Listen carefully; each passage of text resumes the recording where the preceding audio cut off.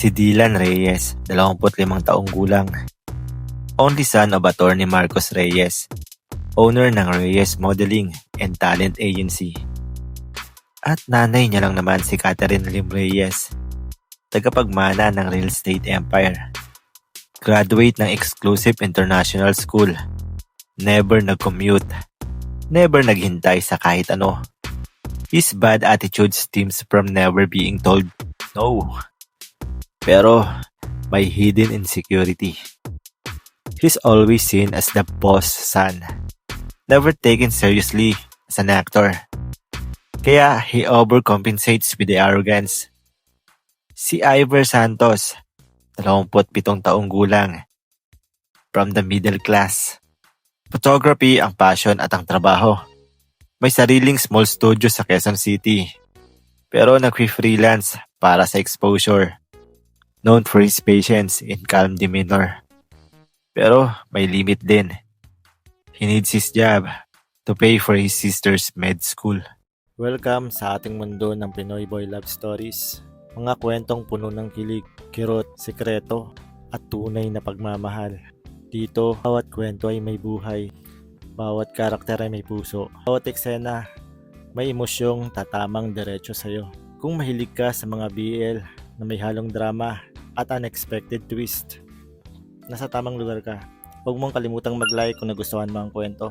Mag-comment para malaman ko ang iyong reaksyon at ang iyong suggestion. At syempre, mag-subscribe para sa mga susunod na episode at bagong kwento. Huwag nyo rin kalimutang i-click yung notification bell para hindi nyo ma-miss yung mga bagong stories. Tara, simulan na natin ang kwento sa araw na to.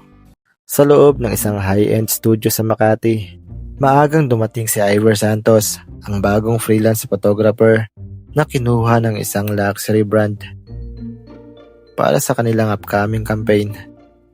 Simpleng polo at maong suot ito at 2 kamera ang bitbit.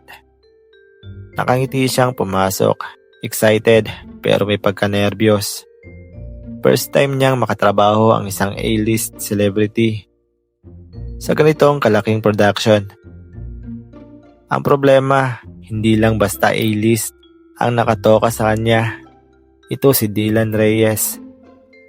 Hindi lang sikat na artista, kundi tagapagmana ng Reyes Modeling and Talent Agency, ang pinakamalaking talent management sa company ng bansa. Kilala siya sa kanyang mga hit na teleserye, magazine covers, at malaprinsipe na muka. Pero sa likod ng kamera, kilala rin siya bilang The Petty Prince. Spoiled, titled, at walang patawad sa mga taong mas mababa sa kanya. At ngayong araw, ang worst day ever ni Ivor. Nandiyan na po yung photographer, Sir Dylan, sabi ng isang staff bago kumatok si Ivor. Pagpasok niya, isang bote ng artisanal water ang lumagpak sa sahig. Tumama malapit sa paa ni Ivor, kaya napaatras siya ng bahagya. Sa gitna ng wardrobe area, nakaupo si Dylan sa isang designer swivel chair. Nakataas ang paa sa isang monoblock table. Naka-sunglasses kahit sa loob ng studio. At nakatingin sa phone na parang naghahanap ng masisisi. Seriously? Anito, nang hindi man lang lumingon kay Ivor. Yan na ba yung photographer? Akala ko ba from the reputable agency? Bakit parang galing sa divisory ang suot niyan? Napalunok ang creative director. Si Ivor nanlumo ng konti, pero pilit nang umiti. Good morning po, Sir Dylan. I'm Ivor Santos, assigned photographer for today. I don't need your resume. Putol agad ni Dylan. Just do your job and don't talk unless I ask you to. Nakaka-distract ka. Doon naramdaman ni Ivor ang unang hampas ng yabang. Pero nag-focus na lang siya sa setup. Noted po, sir. And next time, dagdag ni Dylan, don't stand too close to me. May personal space ako. Sensitive ang skin ko sa mga taong hindi ko kilala, lalo sa mga nakukommute. Halos mangilo ang ngipin ng stylist, pero walang imik. Habang inaayos ni Ivor ang lighting setup, tumiretso si Dylan sa director's chair na nakalaan para sa kanya at nagsimulang magreklamo sa lahat. Bakit ang init dito? Akala ko ba naka-full ang aircon nito? Bakit yung ilaw parang mall? Dapat studio grade to. Sino ba nag-schedule nito ng 8 a.m.? Pagod ako galing party kagabi. Dapat afternoon shoots lang ako. At bigla siyang tumingin kay Ivor. Oy, photographer. Tawag niya. Parang tumatawag ng waiter. Bilisan mo.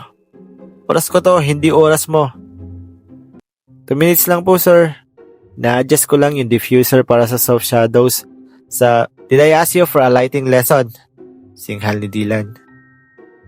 I said bilisan. Hindi ako magbabayad ng overtime para sa'yo.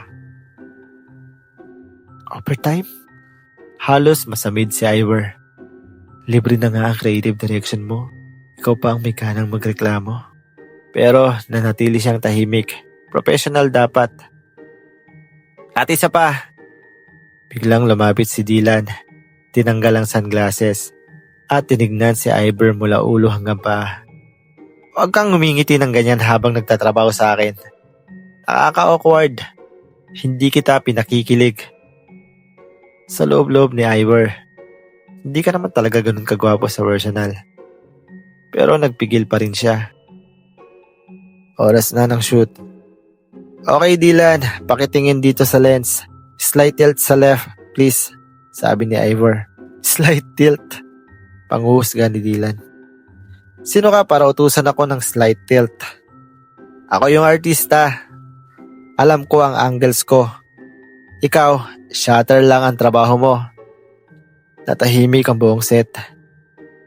I mean sir, as a photographer, I need to direct the shot para maganda ang composition at... No! Malamig na sabi ni Dylan. You need to click. I'll pause. Period. Tumango lang si Ivor. Pagkatapos ng ilang shots, napansin niyang naka-angle yung collar ng luxury shirt ni Dylan. Dahan-dahan niyang inayos. Huwag mo kong hawakan! Sigaw ni Dylan. Halos matumba ang mic boom sa lakas ng boses. Sorry sir, nais ko lang yung collar. You don't touch me. Ever. Lalo na yung damit ko. Brioni to. Baka mapawisan ka pag nalaman mo yung price nito. Maawa siya nang nakataas ang baba. Tiningnan ng staff na parang naghahanap ng kakampi. Uulitin natin lahat ng shots from the top. Yung 45 minutes na work, wipe out yun. Ang production manager halos mahimatay sa stress. Pero si Dylan, nakangiti. Umupo at hiniram ang phone ng PA para mag-scroll sa Instagram. Pagkatapos mag-adjust ulit, lumapit ang creative director. Dylan, ready na ulit. Let's make this quick please. Sige, sagot niya. Pero bago mag-shoot, tinignan niya si Ivor. Photographer! Yes sir. May dust yung lens mo, punasan mo. Sir? Wala naman pong punasan mo. Kaya napilitang punasan ni Ivor ang lens. Bakit ba ang dumi ng kamay mo? Photographer ka ba o construction worker? Bakit parang nanginginig ka? Kinakabahan ka? O baka nagugutom ka? Sana kumain ka before coming here. Dito kasi, we eat before work, not during. Isang insulto kada minuto. Parang training sa mental torture. At habang nasa background, naririnig ni Ivor ang usapan ng dalawang staff. Grabe siya, ang yabang talaga ni Dylan. Ano pa yan? Kasama ng ugali. Wala, ganyan talaga yan. Anak kasi yan ang may-ari ng agency. Kahit anong gawin niya, hindi siya matatanggal. Doon na-realize ni Ivor, spoiled brat si Dylan. Hindi lang dahil sa pera, kundi dahil sa protektado siya ng sistema. At alam niyang walang consequences ang ugali niya. Nasa final set na sila, isang minimalist white background para sa perfume campaign. Photographer, ayusin mo yung ilaw sa harap. Parang harsh, utos ni Dylan. Yes sir. Pero nang lapitan ni Ivor ang light stand. Stop! Sigaw ulit ni Dylan. Ano na naman po sir? Ang bagal mo. Nakangisi siyang malisyoso. Napatitig si Ivor sa sahig. Ramdam na ramdam niya ang pagod, ang hiya, ang inis. Pero hindi siya umiimik. Lumapit si Dylan. Halos magkadikit ang mukha nila. Kung hindi mo kaya yung standards ko, bulong nito. Dapat humingi ka na lang ng ibang trabaho. Marami diyang mas deserving. Isang pangungusap na nagpa-freeze kay Ivor. Halos maubos na ang pasensya ni Ivor. Kunting-kunti na lang. Pero naalala niya ang kanyang kapatid na babae. Salamat ng marami kuya sa pagpapaaral sa akin. Pero promise kuya, once na nagtatrabaho na ako naman ang babawi sa'yo. Ano ka ba bunso? Siyempre wala naman na tayong magulang. And love kita. Masaya ako na nakikita ko nag-aaral ka ng maayos. Siyempre kuya, ayoko naman na masayang lang ang pinaghirapan mo. I love you kuya. Pero imbis na sumagot, ngumiti siya ulit. Isang ngiting hindi masaya. Kundi parang sinasabing, I will survive this. Yes sir, tatapusin ko po ito ng maayos. Habang pumapalayo si Ivor, narinig niya ang buntong hininga ni Dylan. Kasabay ang isang, cute ka pa naman sana. Sayang, aanga-anga kasi. Hindi narinig ng lahat, pero narinig ni Ivor. At doon nag-iba ang timpla ng galit sa dibdib niya. Natapos ang shoot ng halos 4 na oras. Pagkatapos ng huling click, bumaba si Dylan mula sa set, dumiretso sa vanity area.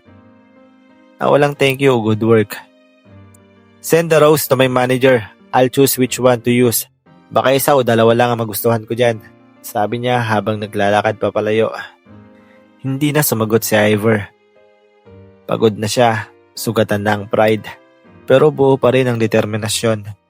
Habang nagpapack up siya, napatingin si Dylan sa direksyon niya. Nakita niya si Ivor. Ngumingiti pa rin habang kinakausap ng stylist. Nagpapasalamat sa tulong nito. At doon nagbago ang ekspresyon ni Dylan. Bigla siyang napatigil. Nakatingin kay Ivor. Parang may nakita siyang hindi niya inaasahan. Bakit ang bait niya? Bakit ang tiyagaan niya? Bakit hindi siya sumasagot? Imbis na magalit, napaisip siya. At yun ang hindi niya gusto. Na may taong hindi niya kayang kontrolin. Kahit pa sa pag-iinsulto nito. Sir, car na po. Tawag ng driver. Sige, sagot ni Dylan. Pero habang papalabas, napatingin ulit siya sa studio. Sa isang iglap, nakita niya si Ivor na tinitigan siya, tahimik. Diretso ang tingin, pero walang ngiti. At sa sandaling iyon, parang may nag-connect. Hindi pag-ibig, hindi galit, kundi intriga. Sa isip-isip ni Dylan, ang dami ng photographer na napaiyak ko. Ang dami ng staff na nag-resign dahil sa akin. Bakit ito? Hindi. Kahit parang mas lalo kong gusto siyang asarin. Kakabad trip. Si Ivor papalabas ng building. May dalang equipment. Tumingala siya sa malaking billboard sa tapat. Dylan Reyes. Naangiting perfect. Mukhang ang bait-bait. Kumiti si Ivor ng walang kasayahan. Kaya ka pala sa personal, Sir Dylan. Pulong niya. Sana hindi na lang kita na-meet. Pero sa kabilang side, sa loob ng black SUV, si Dylan nakatingin sa rearview mirror na nakasmirk. Ivor Santos Ivor Santos, di ba? Tanong niya sa manager. Check his portfolio. Baka kailanganin natin siya ulit sa next shoot. Bakit, magaling ba? Hindi, sabi ni Dylan. masaya siyang asarin. Abangan ang bagong karakter sa episode 2. At ano nga ba ang epekto nito sa dalawang karakter? Ano nga ba ang epekto nito kay Dylan at kay Ivor?